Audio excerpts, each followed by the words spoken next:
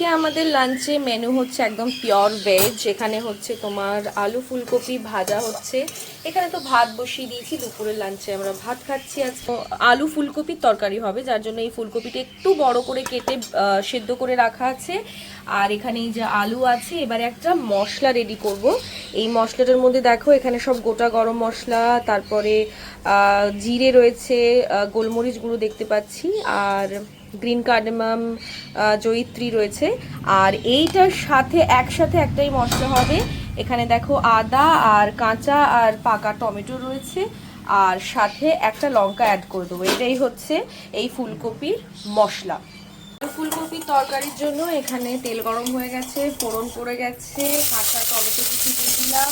এখানে ডাল হবে, তাই ডালটাকে একটু হালকা রোস্ট, ড্রাই রোস্ট করে ধোয়া হবে। ফুলকপির মশলাটা কষানো হচ্ছে। এখানে দিয়ে দেবো এখন 1 চামচ দই। দই দিয়ে মশলাটা কষছে। দুটো চেরা, দুটো গোটা কাঁচা লঙ্কা দিয়ে দিলাম। মশলা ভালো করে কষানো হয়ে গেছে। এবারে আমাদের ইয়াম্মি ফুলকপির তরকারি রেডি। ধনেপাতা দেওয়া হয়ে গেছে, আর গ্যাস বন্ধ করে লাস্টে একটু দেবো হচ্ছে ঘি। তো চলো সোজা দেখা হচ্ছে লাঞ্চের টেবিলে।